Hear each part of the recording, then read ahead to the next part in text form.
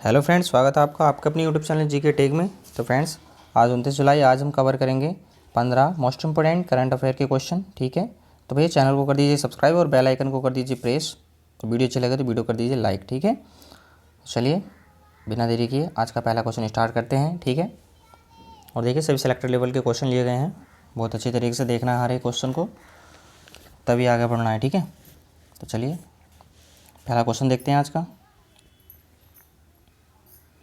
देखिए question number 1 है, छत्तीसगढ़ सरकार ने कोविड-19 के बढ़ते मामलों को देखते हुए प्रमुख शहरों में लॉकडाउन की अवधि कितनी तारीख तक बढ़ा दी है।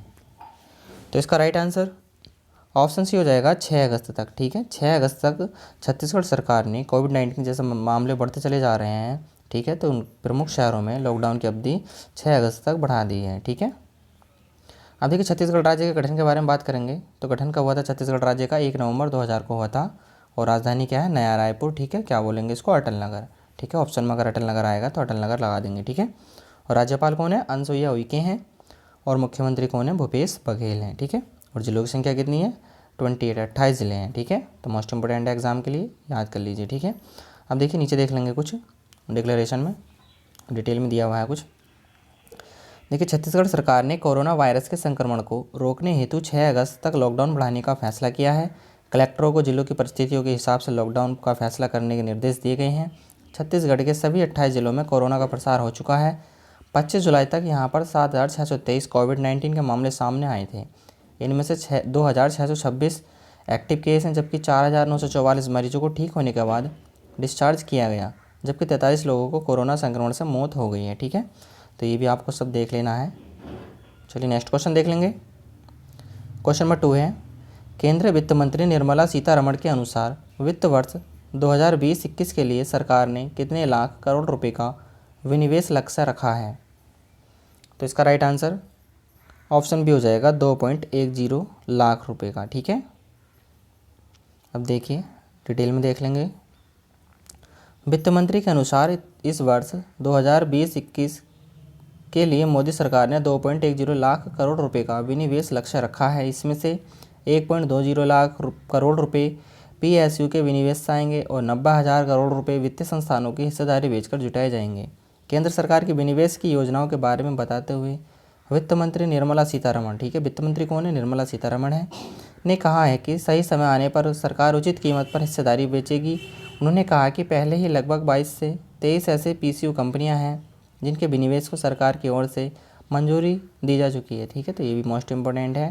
देखिए डिटेल को अच्छी तरीके से देख लीजिए, सारा कन्फ्यूजिंग दूर हो जाती है। ठीक है, चलिए नेक्स्ट क्वेश्चन देख लेंगे। देखिए क्वेश्चन नंबर 3 है, भारत और किस देश में 27 जुलाई 2020 को रक्षा उद्योग और प्रौद्योगिकी साझा करने समेत कई क्षेत्रों में रणनीतिक सहयोग को बढ़ाने का संकल्प व्यक्त किया है। तो इसका राइट आंसर ऑप्शन डी हो जाएगा, इंडोनेशिया ने। ठीक है, देखिए इंडोनेशिया की राजधानी की बात करेंगे तो राजधानी क्या है? कालीमंथन है। ठीक है, और सबसे बड़ा नगर कौन सा है? जकार्ता है। राष्ट्रपति की बात करेंगे तो राष्ट्रपति कौन है? जोको विडोडो हैं। और उपराष्ट्रपति कौन है? यूसुफ काला है। ठीक है, तो ये भी आपको याद कर लेना है। अब देखिए नीचे देख लेंगे कुछ। भारत और इंडोनेशिया ने रक्षा उद्योग और रक्षा प्रौद्योगिकी की पहचान सहयोग के संभावित क्षेत्रों के तौर पर की। बयान में कहा गया कि रक्षा मंत्री राजनाथ सिंह और इंडोनेशिया के रक्षा मंत्री प्राबोवो सुबियांतो, ठीक है, कौन है? प्राबोवो सुबियांतो ने इन क्षेत्र में द्विपक्षीय सहयोग को और मजबूत बनाने को करने को लेकर अपनी प्रतिबद्धता जाहिर की। भारत और इंडोनेशिया एक पड़ोसी देश है। भारत और अंडमान निकोबार द्वीप समूह अंडमान सागर में इंडोनेशिया के साथ एक समुद्री सीमा साझा करते हैं। दोनों देशों के संबंध भी लगभग 2000 वर्ष पुराने हैं।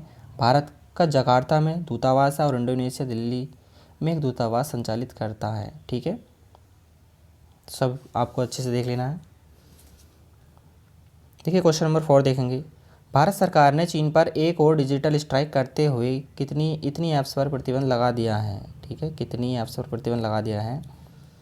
तो इसका राइट आंसर ऑप्शन डी हो जाएगा, 47 ऐप्स पर। ठीक है, देखिए केंद्र सरकार ने भारत और चीन के बीच जारी तनाव के बीच 47 ऐप और चीनी ऐप पर प्रतिबंध लगा दिया है। केंद्र सरकार पहले ही 59 चीनी ऐप पर बैन लगा चुकी है। ठीक है, पहले सरकार ने कितने करे थे? 59, यानी कि 59 ऐप पर बैन लगा चुकी थी।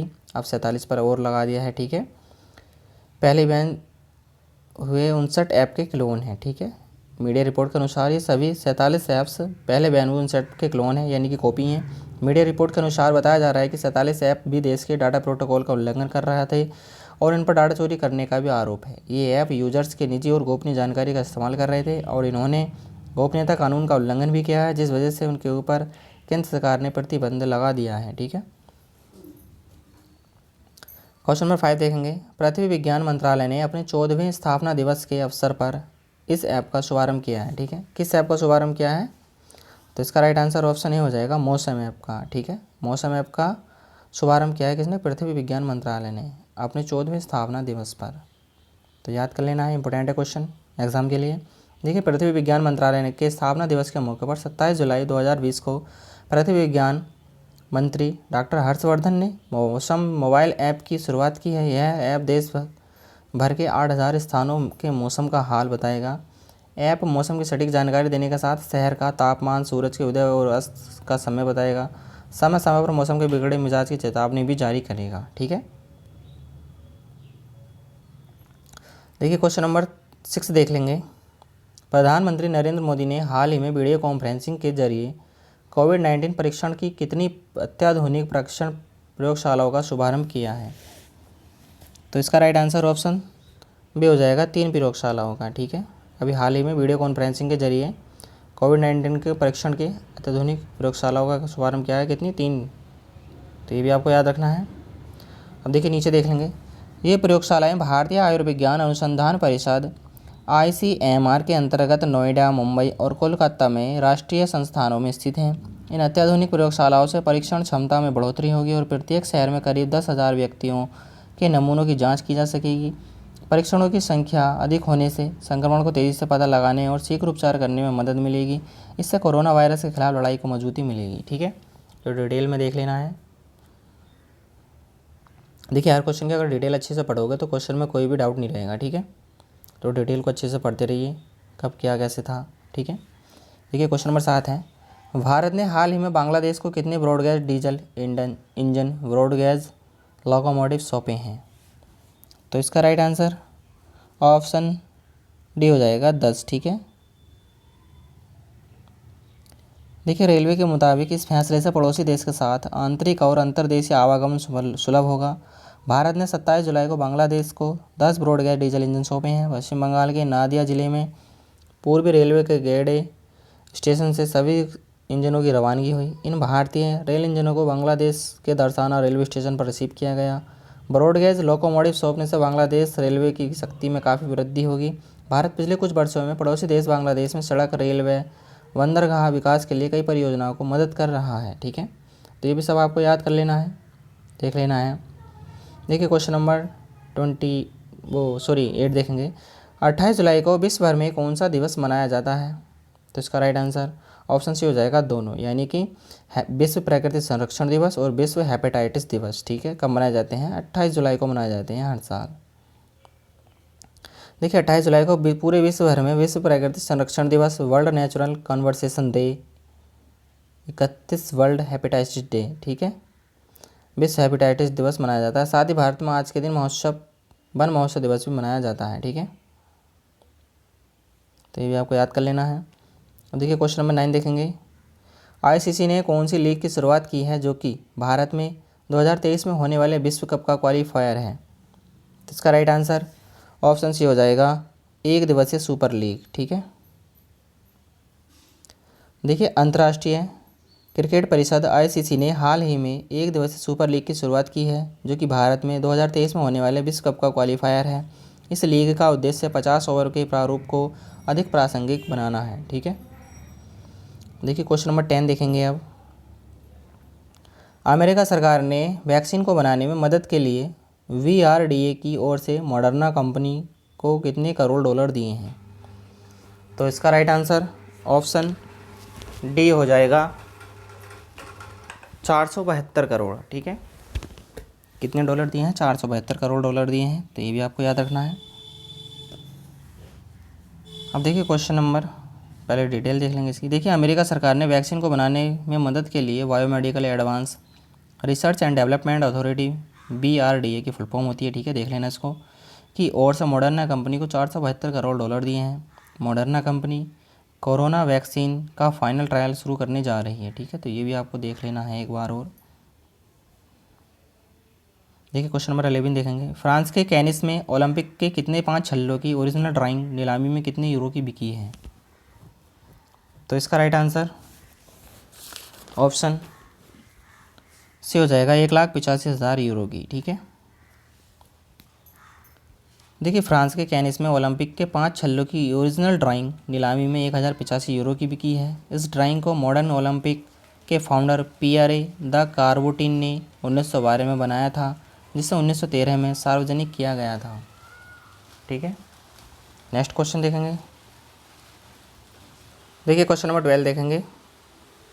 भारत और मनी लॉन्ड्रिंग आतंकी फंडिंग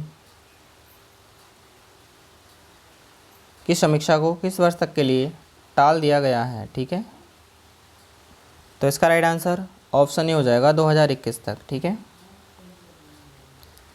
देखिए भारत और आर्थिक अपराध को रोक लगाने के लिए मनी लॉन्ड्रिंग और आतंकी फंडिंग की समीक्षा को कोरोना महामारी की वजह से वर्ष 2021 तक के लिए टाल दिया गया है। FATF के विशेषज्ञ सितंबर अक्टूबर में भारत आकर इन कदमों की समीक्षा करने वाले थे। ठीक है, अब देखिए क्वेश्चन नंबर 13 देखेंगे। VCB यानी कि बांग्लादेश क्रिकेट बोर्ड ने तेज़ गेंदबाजी काजी अनिक इस्लाम पर कितने साल के लिए बैन लगा दिया है? तो इसका राइट आंसर ऑप्शन ए हो जाएगा 2 साल के लिए। ठीक है, देखिए बांग्लादेश क्रिकेट बोर्ड यानी कि VCB ने 2018 अंडर 19 वर्ल्ड कप में टीम के लिए सबसे ज़्यादा विकेट लेने वाले तेज़ गेंदबाज काजी अनिक इस्लाम पर डोप टेस्ट में फेल होने पर 2 साल के लिए बैन लगा दिया है। उन्हें 2018 में नेशनल क्रिकेट लीग के मैच में प्रतिबंधित पदार्थ मैथाम्फेटामिन के लिए पॉजिटिव पाया गया। ठीक है, क्वेश्चन नंबर 14 देखेंगे। RBI ने किस देश के साथ $400 मिलियन की मुद्रा अदला बदली के समझौते पर हस्ताक्षर हुए हैं? तो इसका राइट आंसर ऑप्शन डी हो जाएगा श्रीलंका। ठीक है, देखिए अब RBI के बारे में देखेंगे। तो RBI की फुल फॉर्म क्या होती है? Reserve bank of India. ठीक है, इसकी स्थापना की बात करेंगे तो स्थापना कब हुई थी? 1 अप्रैल 1935 को हुई थी। मुख्यालय की बात करेंगे तो मुख्यालय कहाँ है? मुंबई में है। और गवर्नर कौन है? शक्तिकांत दास हैं। ठीक है, अब देखिए श्रीलंका के बारे में देख लेंगे कुछ। देखिए श्रीलंका की स्थापना कब हुई थी? श्रीलंका की राजधानी क्या है? राजधानी इसकी कोलंबो है। ठीक है, और बात करेंगे राजभाषाएं की तो इसकी राजभाषाएं हैं सिंगला तमिल। ठीक है, और राष्ट्रपति कौन है? गोठाभय राजपक्षे। ठीक है, तो ये आपको देख लेना है। चलिए नेक्स्ट क्वेश्चन देखेंगे। क्वेश्चन नंबर 15 है, लास्ट क्वेश्चन है इस वीडियो का। हाल ही में रोजगार बाजार पोर्टल का शुभारंभ किसने किया है? तो इसका राइट आंसर ऑप्शन ए हो जाएगा दिल्ली। ठीक है, रोजगार बाजार पोर्टल का शुभारंभ किसने किया है? दिल्ली ने किया है। ठीक है, तो देखिए फ्रेंड्स आज के लिए बस इतना ही डेली करंट अफेयर की वीडियो में। मिलते हैं नेक्स्ट वीडियो में, और वीडियो अच्छी लगी तो वीडियो को लाइक कर दें और चैनल को सब्सक्राइब कर दें, ताकि जिससे मैं कोई वीडियो डालूँ तो उसका नोटिफिकेशन आप तक सबसे पहले पहुँच जाए। ठीक है।